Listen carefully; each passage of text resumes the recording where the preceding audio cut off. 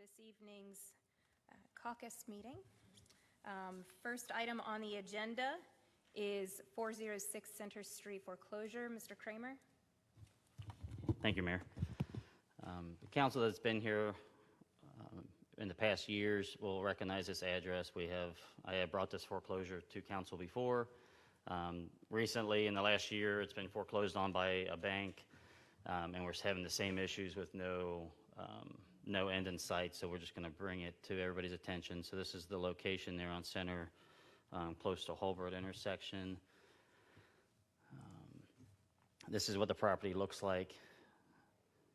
It is in extremely poor condition.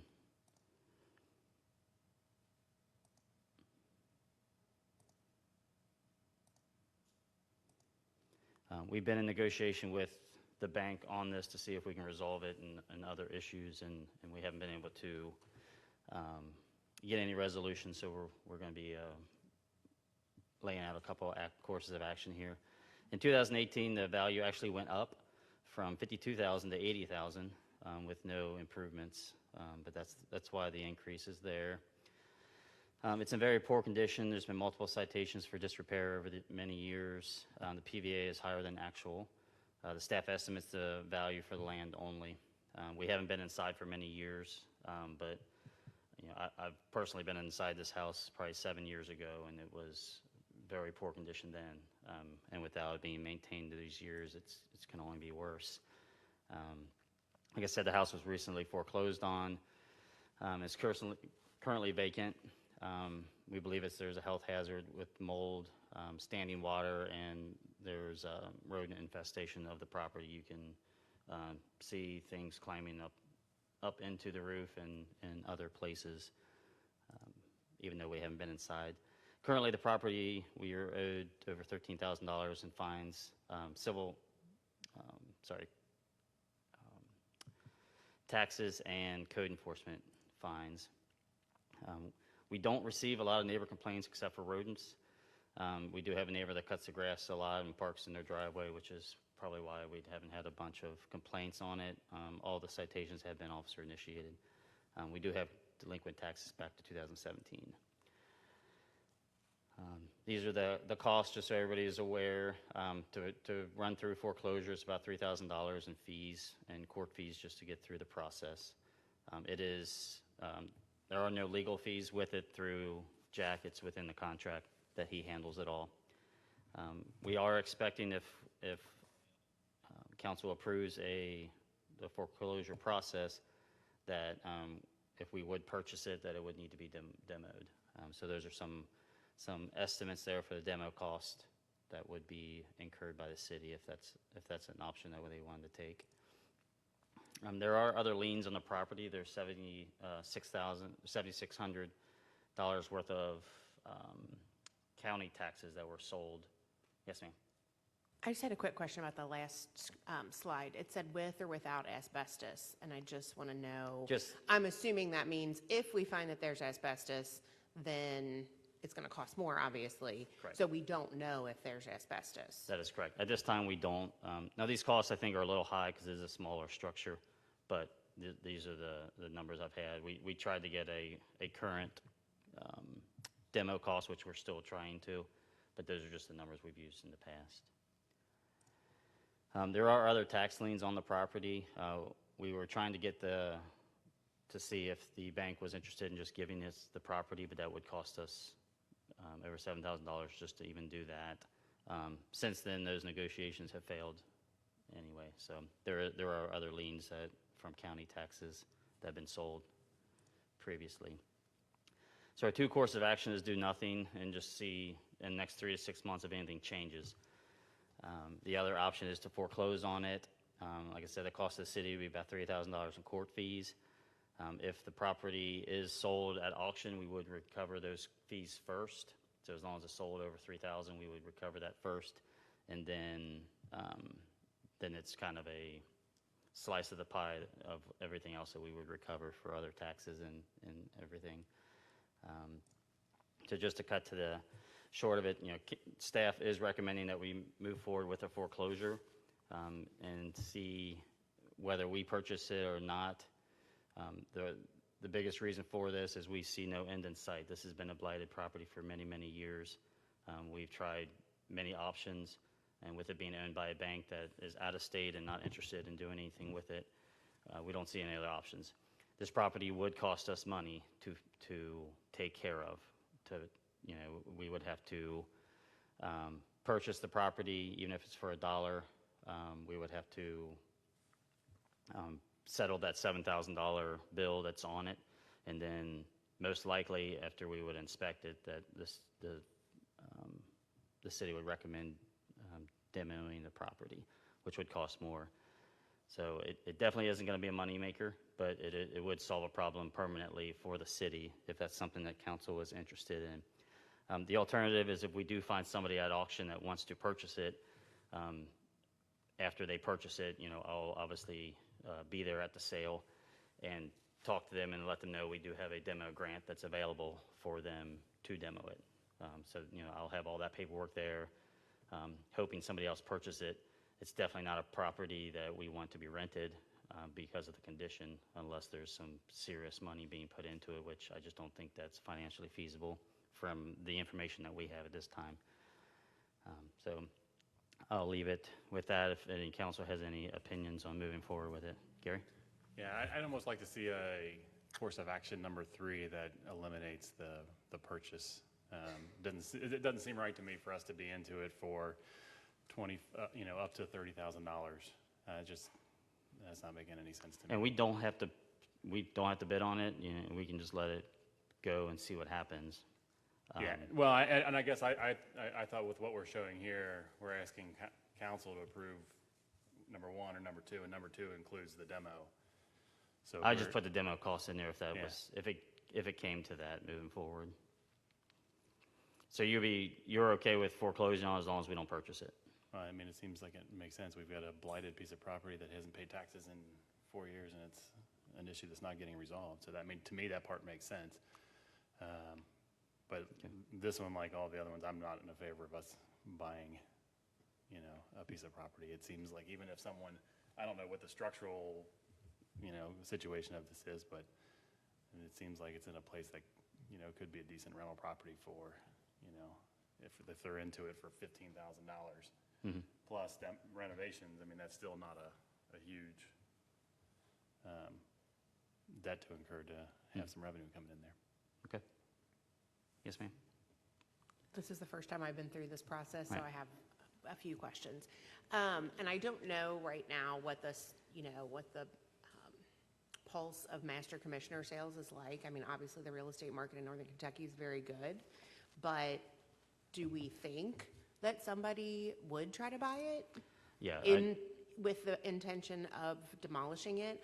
I personally, after seeing pictures that Renee had, don't think there's any flip in this house.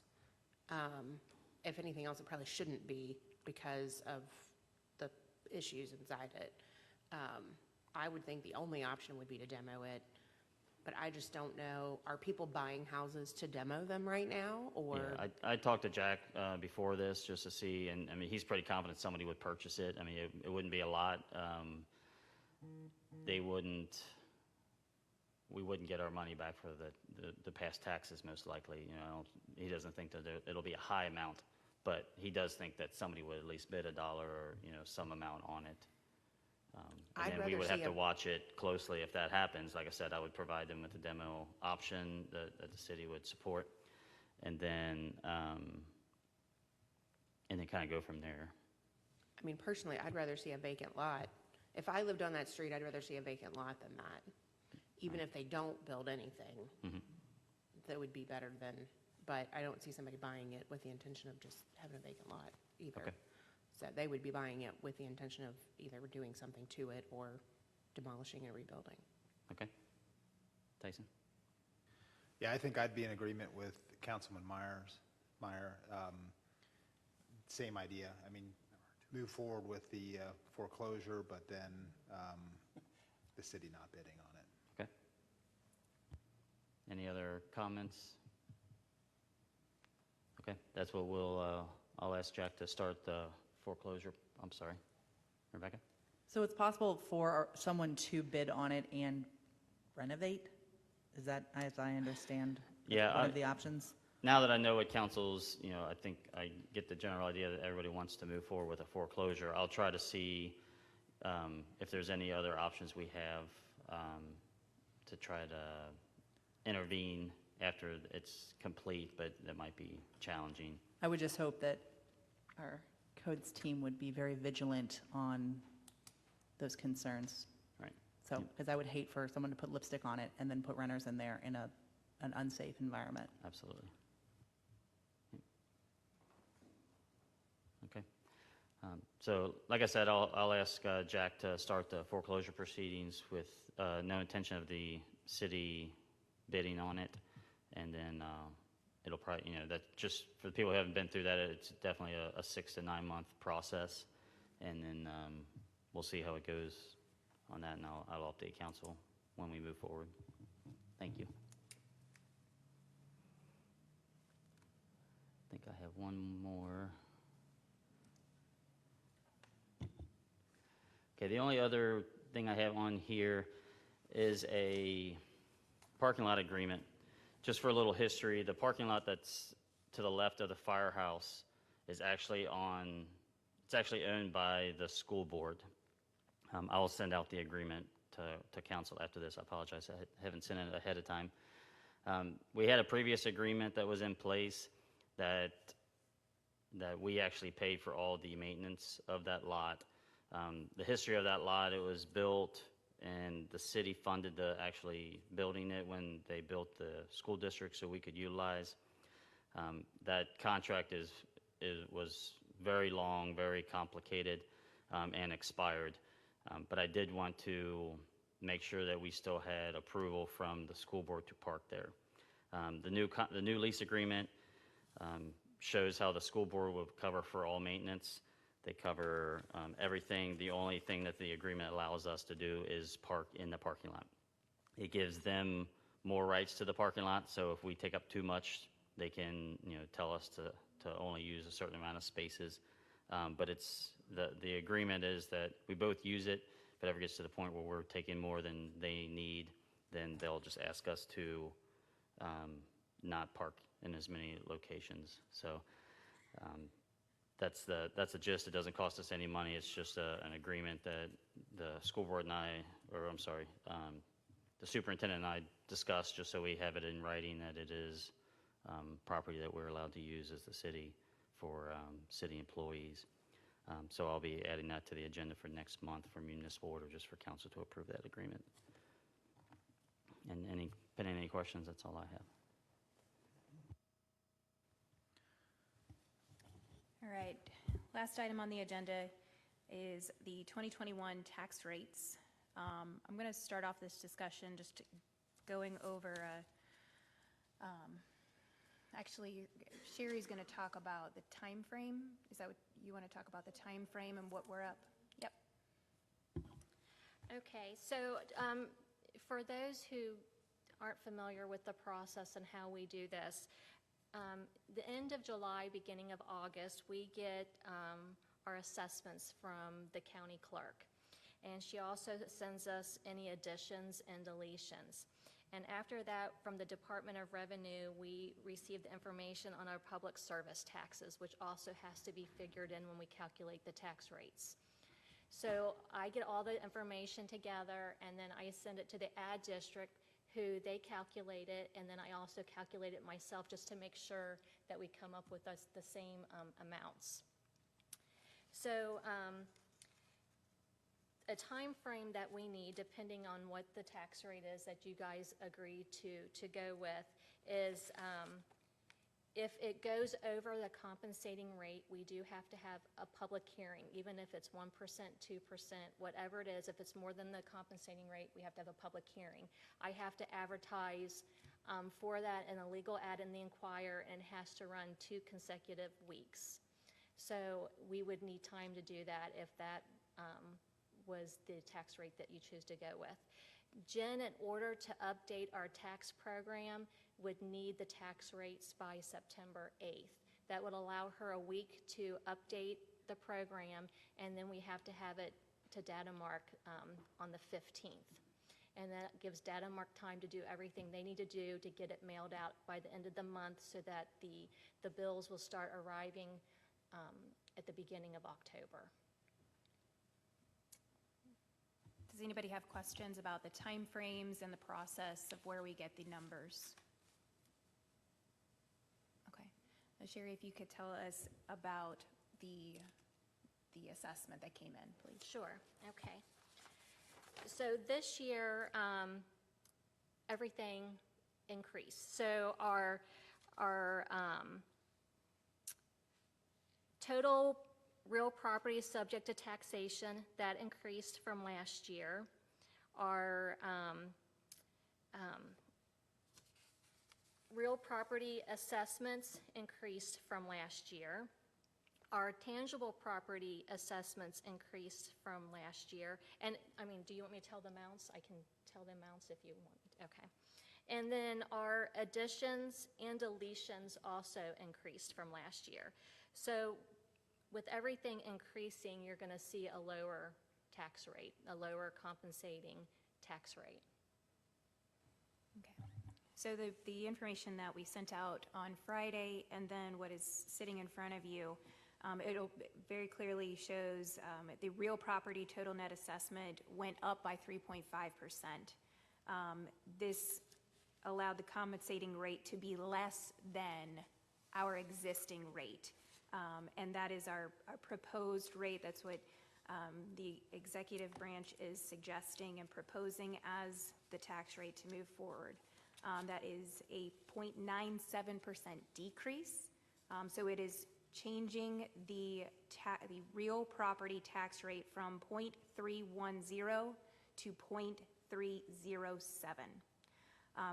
Even with that decrease in the rate, if we look at the budgeted revenues on the budget that we just passed within the last couple of months, the budgeted revenue is actually less than the amount that would be brought in by this proposed rate. So it would increase our tax revenue by $121,101 for that line item. Okay. If we talk about the tangible property, our total net assessed value increased by 32%. That made compensating rate a decrease of 25%. So that was the proposed rate that it would go from 0.400 to 0.297. So that would actually, the budgeted revenue is slightly more than that proposed tax rate brings in. So it's a difference of $9,249. But the overall, with the proposed tax rates, if you look at those two line items on your budgeted revenue, it's an increase of $111,852 in the positive. There's quite a few reasons that this is happening. So a lot of new residential property has come online. New houses on Holbert Avenue, the Enclave, Southwick, Sherborne, and those properties are still building. So, I mean, Mark has not seen any kind of decrease in building permits being put in. So we can only be happy about that trend. Then we are also seeing a lot of rehabilitation and reinvestment in our existing housing stock. So we're seeing those property values increasing. Then you have the property acquisitions and the developments, the Atlas Air, DAV, FFF Holdings, which is over on Kenton Lands, as well as Alley's Walkabout. These are huge investments in our city, and it paid a lot of change to the assessed values that you're seeing in front of you. So does anybody have questions on that information? Yes. Sorry. Just being the first time I've been through this, just in very basic terms, I think I know what tangible property means, but if you can just define that for the people that might not know and the general public that might be watching and doesn't know either, what that actually boils down to for them. So there's a lot of things that go into that. So like equipment that businesses are buying, inventory. That's pretty much it, yeah. And then real property is basically real estate, houses, Correct, yes. buildings, okay. That is correct. I do have a couple of comments about, and this isn't really questions, I don't know if you want comments now or you want me to hold off. My concern, I love all the new stuff, don't get me wrong, but my fear is, what if everything in FFF Holdings decides to all of a sudden close or relocate? I just feel like we need to be aware that these are not businesses that have to stay in Erlanger. These are businesses that could say, in a year, I hope they don't, and I don't mean to be like a Debbie Downer, but I'm also realistic, and I've been through, situations where a company would pull out of a city and it affects them. And I just think we need to think about that for future. I'm not saying, obviously, it's not going to happen, hopefully not tomorrow, but I don't want to count on those things continually being there forever, because it could change. Obviously, it wouldn't change this particular year, but that's just my thoughts. But I appreciate the clarification on the tangible property. Mr. Hermes? Could I address that? Mrs. Jasper's concern? I'm sorry, actually, it's not Jasper anymore. Lucas? Okay, I'm sorry. That is a very valid concern, and as you are probably aware, the city has gone through that, when Toyota left. But what we're dealing with is real property taxes, and that doesn't really change whether the business is there or not. The property is still taxed, and they still pay property taxes regardless. So it doesn't necessarily matter who's occupying that building or who owns it.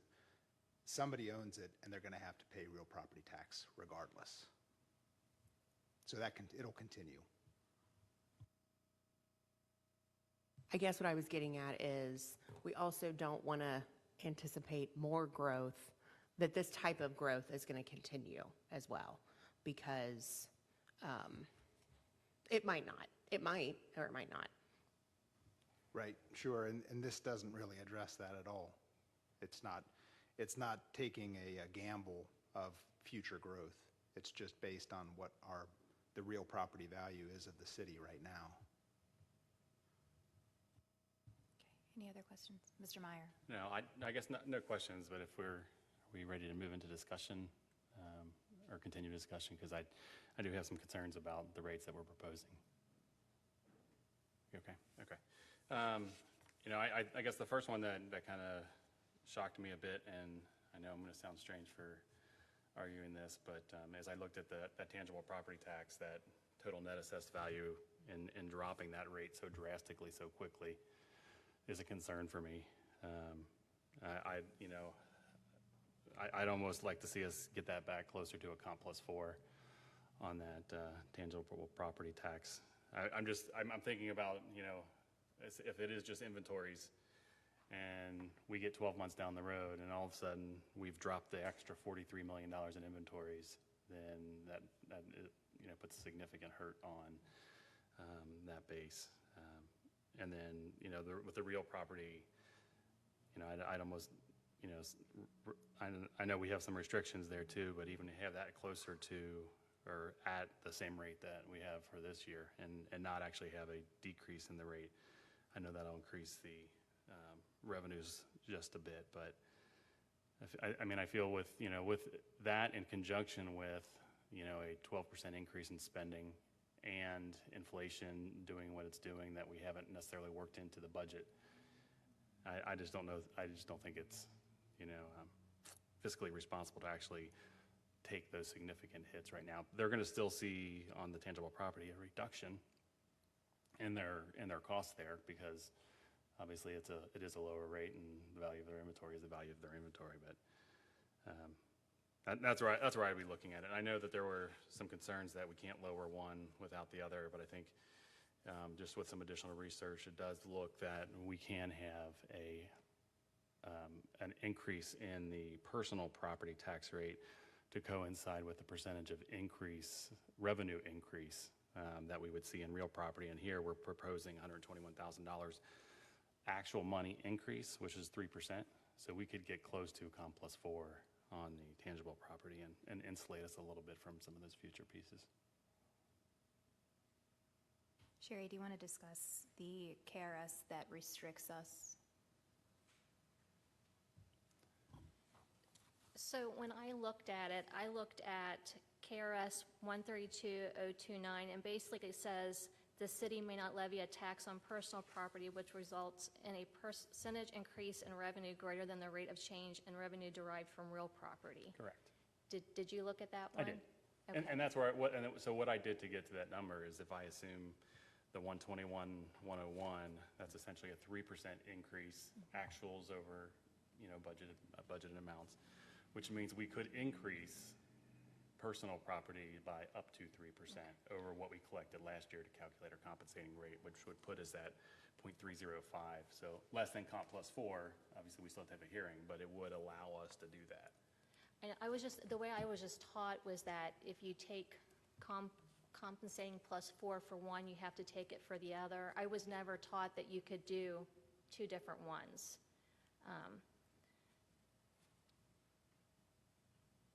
And this was the KRS that was always cited for me in regards to that. I mean, I reached out to Jack to see his thoughts on it.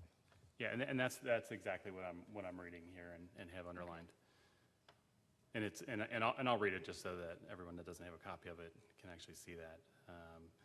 It says, in the event that the tax rate applicable to real property levied by a city or urban county government will produce a percentage increase in revenue from personal property less than the percentage of increase in revenue from real property, which is the case that we have here, the city or urban county may levy a tax rate applicable to personal property, which will produce the same percentage increase in revenue from personal property as the percentage increase in revenue from real property.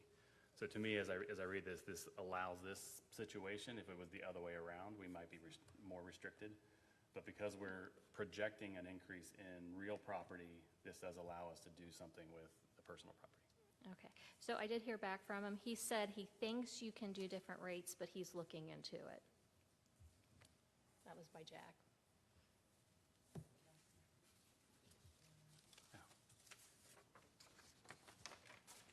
Rebecca? So that I understand, even with the 0.25% decrease, we're talking $9,200, right?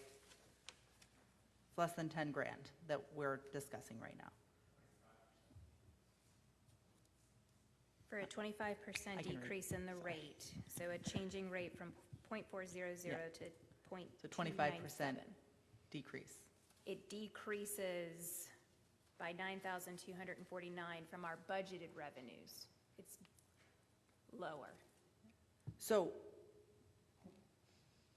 as you guys stated, with a business coming or going, there's obviously going to be utilization of the property. Property tax is still going to be accrued and paid by whoever the tenant is. But this is based off of equipment or inventory in such space, correct? So is it, I guess I'm trying to, I mean, it's 10 grand. Like it's not like they're flipped here and we're talking about $100,000. It is this year, but if that inventory assessment comes back down to a normal level next year, we're talking $35,000 that we can't recover. I understand that, but you're also not taking into account variable change outside of inflation. Correct. As mentioned. So we don't know we had 2020 where we didn't have a clue in this world what it was going to look like. We came out ahead. No, It's 2021. I mean, I hear what you're saying, and it's strange for me to be the one to personally be arguing, for this, but that's where I think it is. We need to take caution and be just extra prudent here, because you're limited by what we can increase that to next year, right? I mean, if we're at 297, we're at comp plus 4, so that's going to be, what is the number? We can be at 308 max. Well, correct. I'm just saying, I mean, we're limited at a 4% increase of them, so, but you're right. Mr. Hermes? I mean, I certainly see where you're coming from, and I think that maybe we could take a more prudent decrease. You know, maybe we don't go all the way to, is the 25% projected or proposed tax rate, is that decrease, is that the compensated rate? Okay. Well, okay. It's because our value went up by so much. Yeah. I mean, very infrequently, as you know, compensating rate is not a decrease in the rate. Most of the time, it's an increase in the rate. However, the value of not only our real property, but our tangible property went through the roof. So we have to take that into consideration. We had a pretty substantial decrease in the tangible property rate last year, didn't we? How much was that? 27%. So, I mean, it's a good sign for Erlanger that people are stocking things. I mean, it's not just inventory. It's also equipment. You know, MRI machines and things like that get taxed under tangible property. You know, so that's all great stuff. But I do see where Mr. Meyer's coming from, and that we can take a big tax rate decrease, but if we had to raise it again, we can only go 4%, you know, about 4%. Okay, let me think a little bit more about that. Mrs. Jasper? Oh, Lucas, sorry. That's okay. It's okay. I still call myself that. What has the net assessed value been historically prior to, like, obviously this has gone up, but do we have any data from years prior, like at our fingertips right now? I'm just curious to know. I mean, obviously the economy from last year has kind of been crazy. I mean, I don't feel like that's a good predictor of anything. I mean, obviously it was good, but for us, but there's a lot of growth and things like that, but I guess I'm just looking at going back even further. Are we able to look at that? Mrs. Hoffman, do you have that handy? No, the only thing I have on hand is just what the rates were the last 9 years. I don't have any of that. I don't know if Kara, do you have any? I was just curious about the assessed value. Has it continually gone up, or is this something that has fluctuated?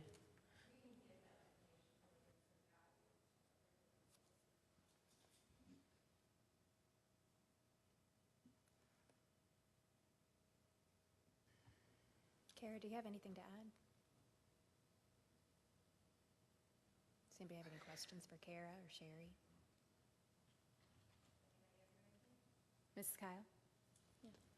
I don't really have any questions, but I have noticed that the housing prices have just gone through the ceiling.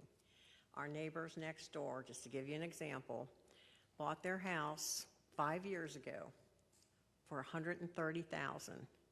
They sold it within 2 days. They listed it for $200,000. They sold it for $230,000. That man's made $100,000 in 5 years. So, and if you look at real estate, I like to follow it. And if you look at real estate in Erlanger, the prices everywhere in every neighborhood have significantly gone up. So I can see where we could afford to lower the tax to the compensating rate. You know, we don't know what's going to happen next year, but I can't foresee that it would just crash through the, you know, ground or anything. So that's just something to think about. But it would be interesting to see over the years how it grew. But I do know this year, just from looking at real estate, oh my gosh, it's gone crazy, really, you know, if you look at it. So that's just a comment.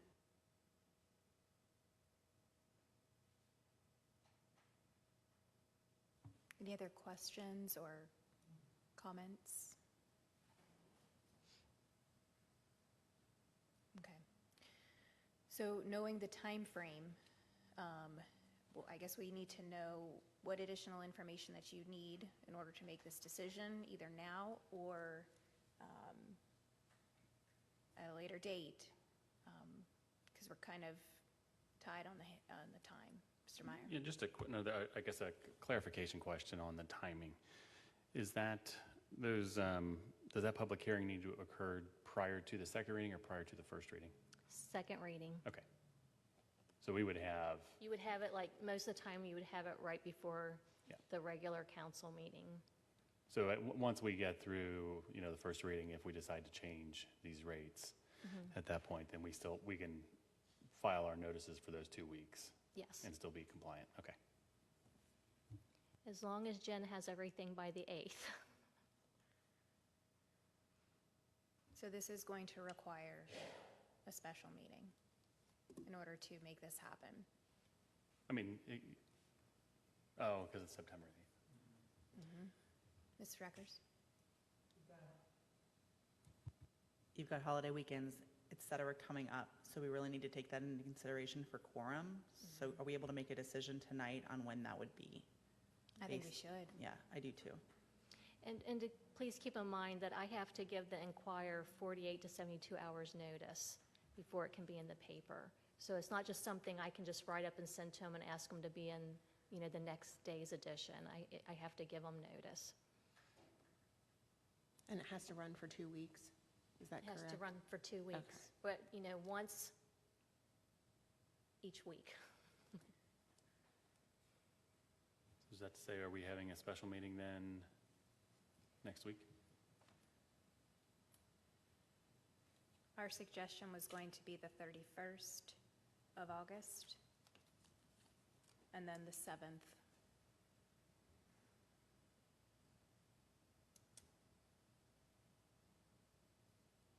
Is everybody available on the 31st at 7 PM? You're not? Okay, okay, okay. No.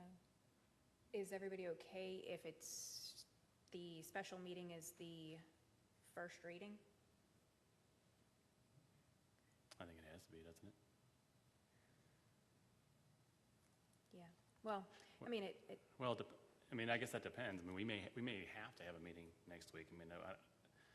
Are we taking a vote on what we want the tax rates to be, or I are we think just we going need- to hold off until the 31st and? I think you all need to talk about what you want it to be.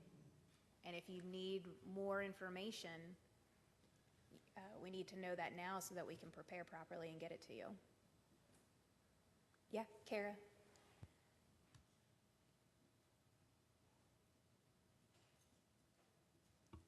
I think I put this in my little spreadsheet, but just as far as the details, if you take comp rate, we would be 111,000 over budget from what we put in the fiscal '22 budget.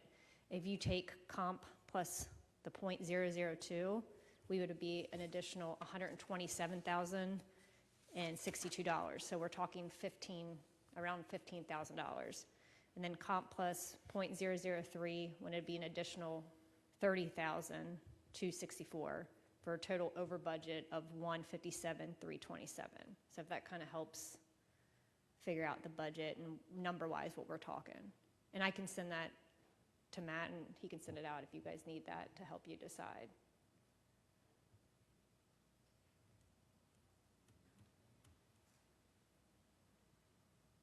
Mr. Hermes? Thank you, Mayor.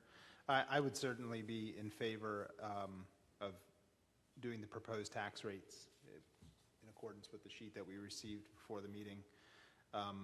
The .97 tax rate decrease for real property and the 25% decrease for tangible property. I mean, being that it still is going to provide an additional $111,000, almost $112,000 more than what we have budgeted. Are you making a motion? Or are you I don't, no, I'm not voting. I'm just saying, I'm just voicing my opinion. I think that's what we were saying, that Mr. Meyer's saying, No, asking if people are in favor or not. we're looking to do a vote here. So if we need a motion, Oh, okay. I'll certainly Then make one. I'll motion. Yeah, Are we, we've got a quorum, we can vote. okay. Yes, Mr. Meyer says that we can. we can take tenants and do a quorum. As long as we have a quorum, we can take action. We don't typically, but we absolutely can. Yeah, because we're always telling people we don't vote at these when I they know. come, well, council's not voting tonight. This is That's why I was technically questioning just like a vote for a vote. This would be this is more So of a the straw actual poll on the vote will rate. be This is more like August a 31st, is Straw what we're poll. saying. Yeah. This is basically a glorified straw poll. Okay, I'll make that motion then. Okay. Make that a motion. Okay, we have a motion on the floor to adopt the proposed rates for the real property and the tangible. Second the motion. Okay.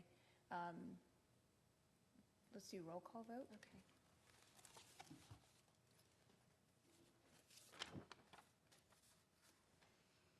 Miss Elmore? Present.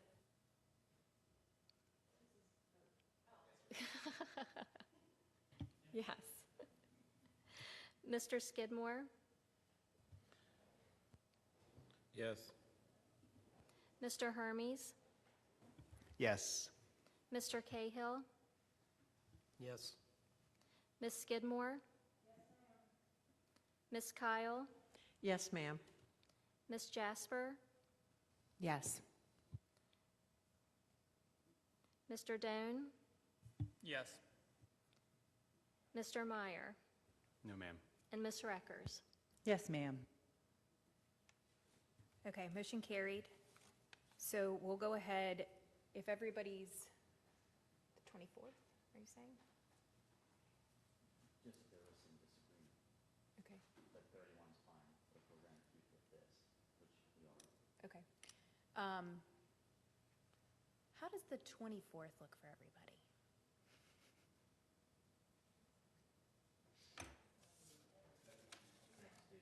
Next Tuesday.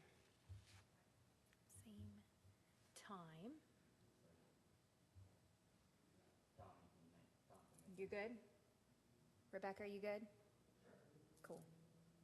All right, so we'll have a special meeting on August 24th at 7 o'clock to do the first reading of the tax rate.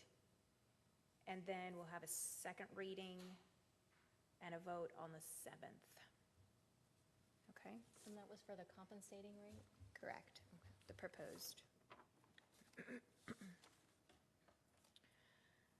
Okay. There's just one other thing that I want to talk to you guys about. And I have previously discussed this with you. I know it's going to require some additional conversations and some additional information. But I do want to put it back out there because this is something that we could potentially, when I was originally discussing this with Jack quite a few months ago, the park fund creation that I talked to you about with taking a particular percentage from the real property revenue and directing it into a park fund, much like the capital fund. He stated that it is, when we're doing the capital fund, it's built into the payroll tax ordinance. Okay, so I know this is going to throw a wrench into things, but I want to put it back out there to you guys. So this is the time where we would create the park fund. My proposed percentage that we could put in there would be 12%. And if we go by the proposed rate and with the new assessed value, that 12% would be $491,450.88 that would be directed into the park fund. Okay? So that would then come out of our general fund revenues, and it would be allocated directly into that park fund. So just to go back a little bit of why we would do something like this, it's to make a commitment for improving our park structure, or parks infrastructure. We know that parks increase property values, increases physical activity of our residents and people that are coming into our city. It increases community vibrancy, a connected, resilient, healthy, and inspiring community. So the park fund ensures that for years and years, we are making that commitment of at least approximately $500,000. So like this year, we're going over that, okay? So we're making a transfer from the general fund and we're putting it into the capital fund, and all of these expenses are coming out of the capital fund. That would be no more. The expenses would then be coming out of this capital fund instead, or this park fund instead. Okay, it's really just safeguarding a pot of money that's to a dedicated source or dedicated use. What questions do you have? I know we have talked about, Matt and I have talked about this for quite a few years now. When we started the park master planning process, I guess it's been 3 years now, and understanding that we have 12 parks that need a tremendous amount of care. How do we make sure that there's a commitment to improving all of these 12 parks, looking at a dog park? How do we make this a priority? And the thought process is making it a park fund makes it a priority for future generations. So that's kind of the motivation behind it. I don't have your original document in front of me, but is the 12% the same number that you mentioned in the original iteration of this earlier this year? I had actually said 15%, but with the increases in the total assessed value, in order to get as close to $500,000, that was kind of my goal, a $500,000 a year commitment. 12% gets you to $491,450. Yes. And should there be a disruption in our projected revenue, we would modify this It can be modified. by ordinance? Correct. All right. That is correct. That is correct. Yes, Mrs. Skidmore? Are there 12 parks in Erlanger? Yes, ma'am. Okay, all right. It just seems to me like that sometimes the west side gets kind of overlooked because there's not as much new development. Your flagship park is a stellar park. I mean, it's awesome. You have done improvements to, I believe, Rainbow Park. I think Spring Valley is over that way. But the old part of Erlanger doesn't really have any parks. There's one over on Division. There's one in the central park of on Stevenson that is just a basketball hoop, I believe. So how are we going to even out everything instead of it seeming like that? I don't like to say one side, but part of Erlanger seems to get all the improvements, and another part of it seems to not get much at all. Mayor, Ms. are we making? I would like to respond to that, please. I'm sorry. I could not disagree with you more, and I'll prove it. When we talk about the amount of money that we had in last fiscal year's budget in order to do park improvements, we had $250,000. Almost every single dollar of that went to Silver Lake Park. So one of our biggest projects over the past couple of years was creating a Parks Master Plan for Silver Lake Park, and then breaking down that master plan into phases that we could then start taking chunks and allocating those funds. This current fiscal year that we're in, it's going to get about $750,000 worth of park improvements, including a bathroom. So I hesitate to say we're not spending any money in the parks that are on Division, because that is the park that's on Division. It's actually been one of our major focuses.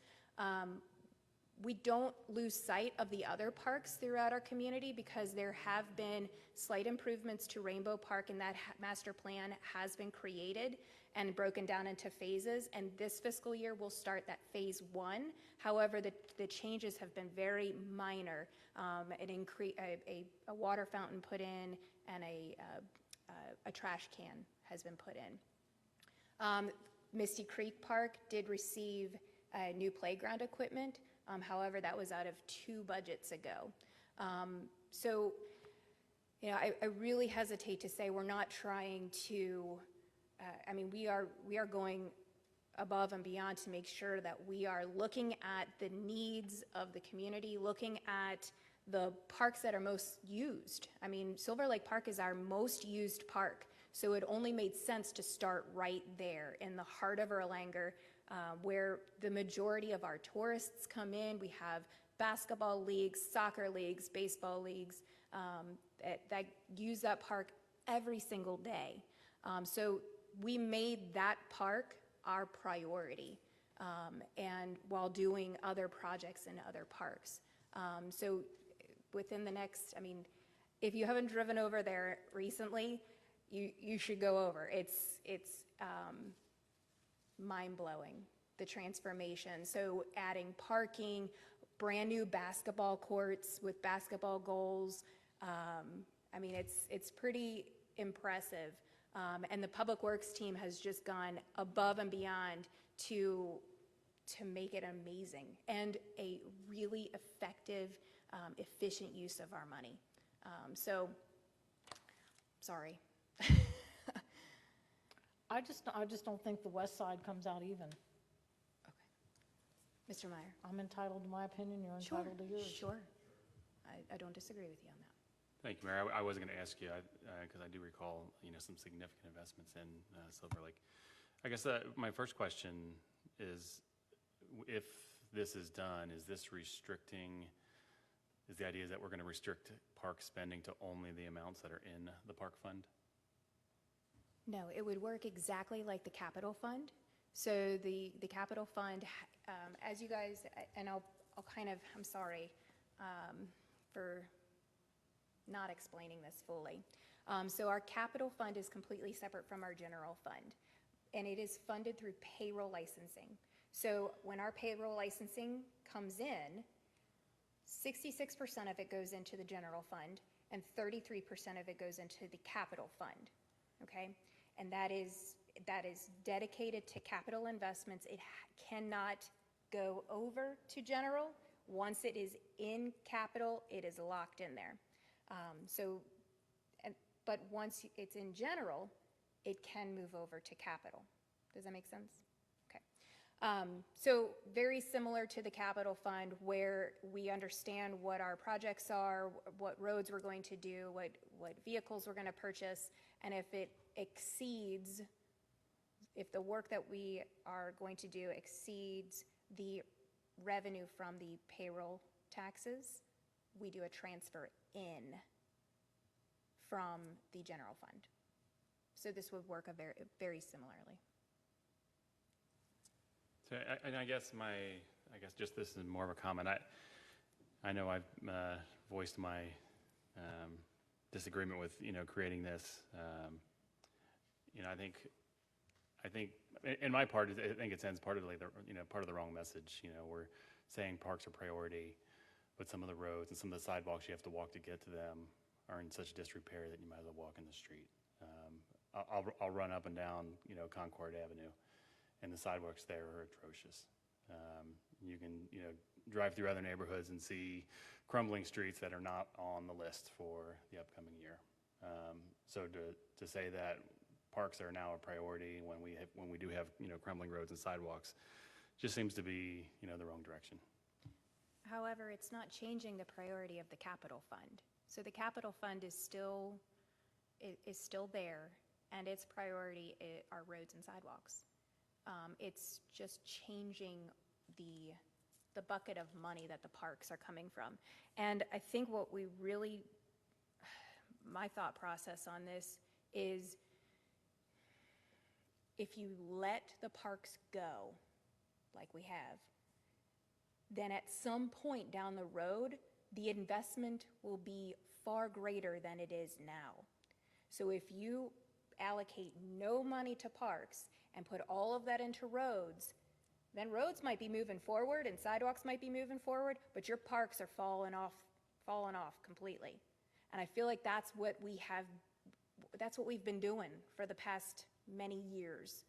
So now we're in a point where, our roads and our sidewalks, they might not be exactly where you want them to be. However, our parks are nowhere near where they should be.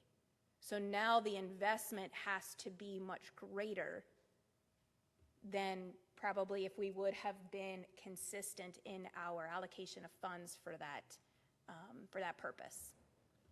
Yeah, I mean, I'm not saying that every one of our parks needs to be, Smale Park, like the one that's down on the riverfront with the water fountains everywhere and all of that. I mean, I don't think I've been into one that I thought, oh my gosh, this is horribly unacceptable.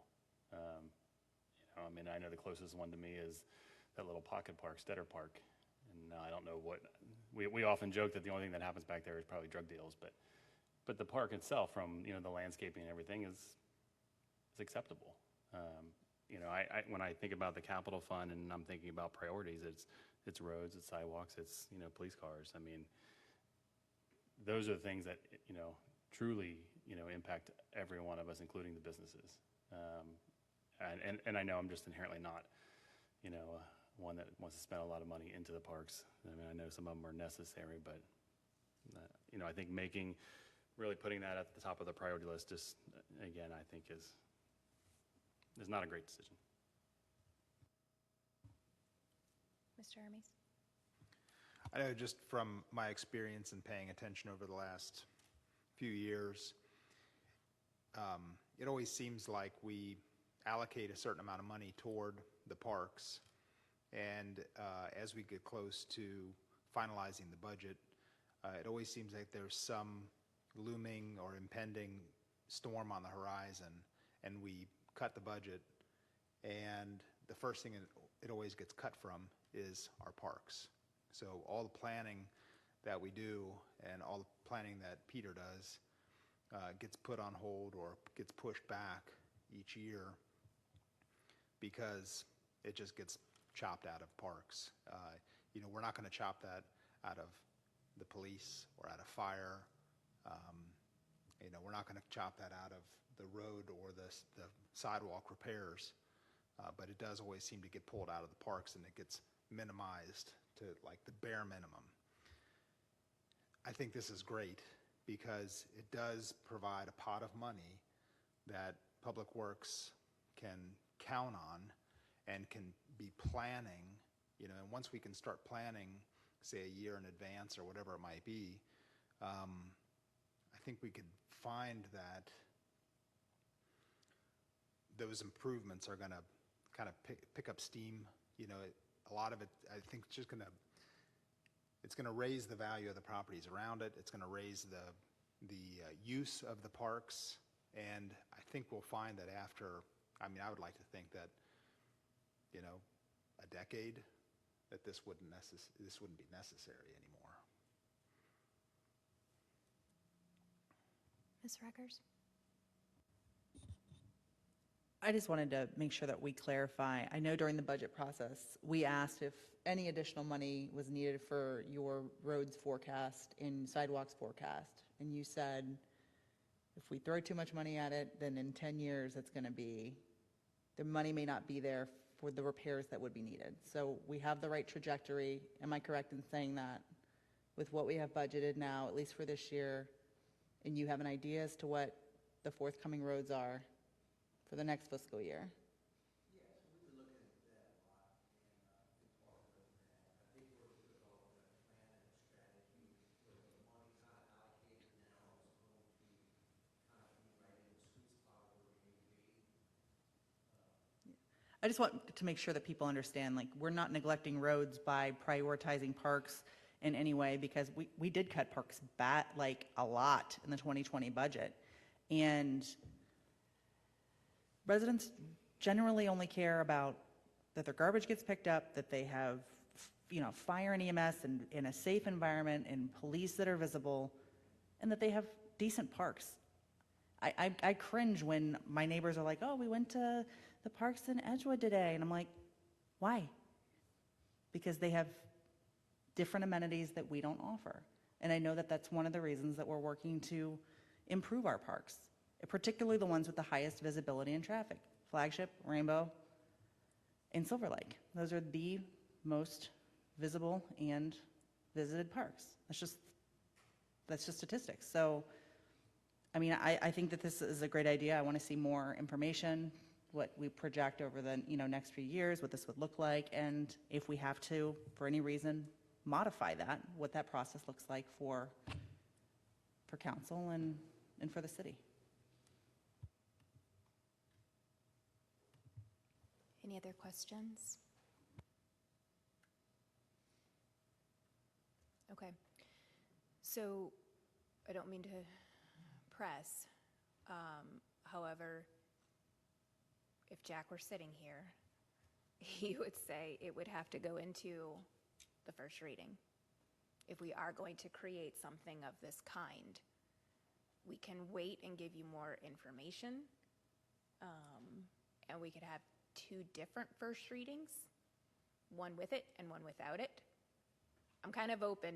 I feel extremely passionate about this commitment, but I understand that it is a more difficult topic to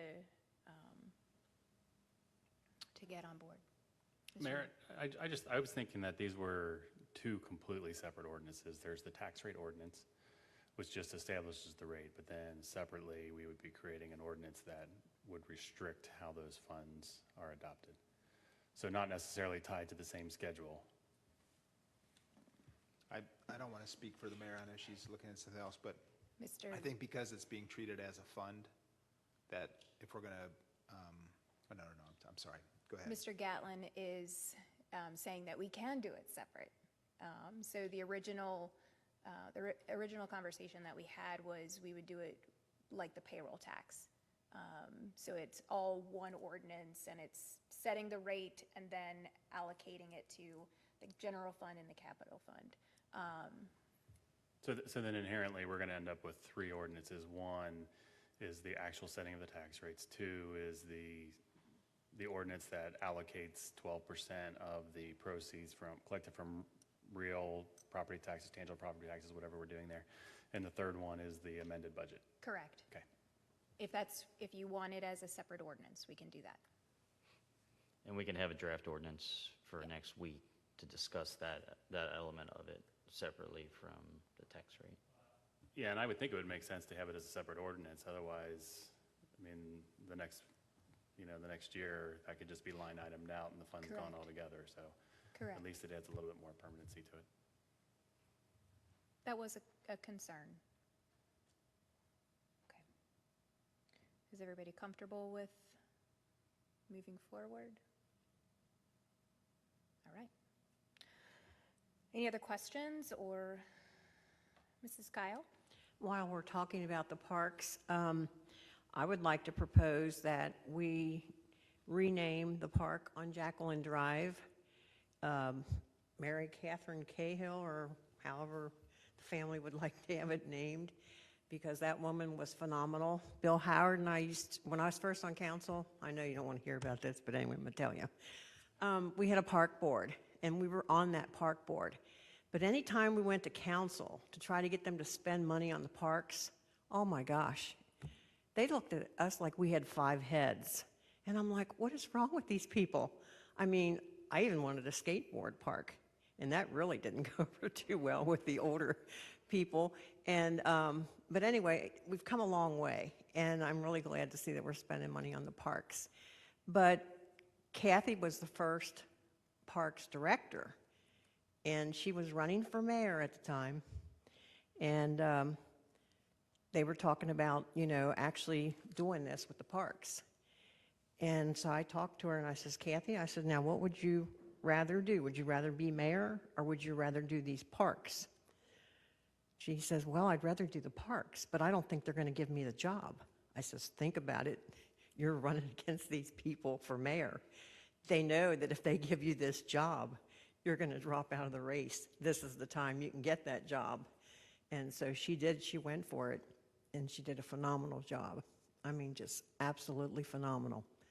And that's how we got to where we are today. So just a little bit of the history. So I think, the city owes her that respect, and it would be great. She would just love to have that park named after her, and it's close to her house, so the family could visit and, And that park needs a lot of work too, so we desperately need the funds for building up the parks. So could we do that? Can we get that on the agenda somehow to rename that park? Is that the park? Is that the park you want to go with? I would think so, because she lived on Jacqueline Drive and Jacqueline Park, Okay. I would think. What does everybody else Stetter. think? Stetter What are Park. your thoughts, Tom? Because I'm curious, I feel like there could be a better park, a bigger park That's true. that would be better suited. What do you think she would like? Well, we can Okay. Let's, talk about it at another time. Yeah, we we can can always I add. just so Yeah, I we mean, don't I think it's a forget. wonderful Yeah, I don't want to idea. forget it. I think it's a wonderful idea, and we can move forward with doing something, and we One can of talk the about parks it. anyway. Okay. We can- Maybe the family could get together and discuss it privately, and they could come back and I think let that's- one of us know, because I know it's difficult to, Yeah, yeah, okay, we can talk about it another time. Thank you. sure, Good idea, though, Vicki. okay, thanks. All right. Any other, Mrs. Jasper? I did have one other thing that I had forgotten to ask to be put on the agenda, but it's not really like an agenda item necessarily. I know that at our last meeting, we found out that we finally did get some of the federal stimulus money. And I wanted to kind of get a pulse for, do we want to when I proposed the rent assistance, we kind of decided at that point to wait until we got some actual money in our account from the Fed. And I didn't know if we wanted to revisit that at this point, now that we've gotten some of that money.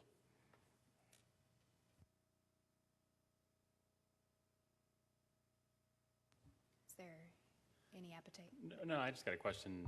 Were any of the funds that we received open for, I believe that I recall seeing a utilities assistance? Yeah, we're still waiting on the utilities funding to get here. We've But completed none of- all the paperwork. But of the tranches that were available, were any of those directed towards housing assistance? The utilities was not. The ARP funds, I don't care, I don't think that was included. I think the rental funds that we had discussed would just been coming out of general fund. I don't think it fit into a category of any additional. Do you remember ARP? I don't think that had anything to do with rental assistance. I thought something had to be used to, I feel like there was something that like had to benefit. It could be low income. Residents So, I mean, if it was or- if we could find them only in low income areas, it probably, it might fit into the latest ARP money. I'd have to look into that. I would think, though, before we even wanted to entertain that, we would need additional legal opinions. 'Cause I'm concerned about the public purpose spending portion of that, and if that actually qualifies. Because then we're talking about, I know one of the things that KLC will call out is you can't do an individual's driveway, right? And Yeah. this is one Yeah, step. everything that above we spend, you're absolutely right. We just have to be able to justify for public spending that's approved. So the council would have to approve that and get, legal guidance would probably help them approve that. So is that the next step, is getting legal advice, or is that not something that Jack can provide, or? Yeah, if you would, since it's been a little bit, if you could send me an email again with your proposal, and then we can kind of run it through, and I'll let you know what the public spending, if that fits the category or not. And then I can double check the ARP fund as well and let you know, and then you can bring it up in the future if that's good. I would just hate for us to have that money that we could use for something like that, because that's one of the categories, and then we not use it for something like that. But I also completely understand that we need to, we have to justify that we're spending it on appropriate things, so. Okay. Anything else? All right. Is there a motion that we adjourn? Mrs. Reckers? Mr. Hermes? Any discussion? All in favor say aye. Opposed? All right, motion carried. Have a great evening.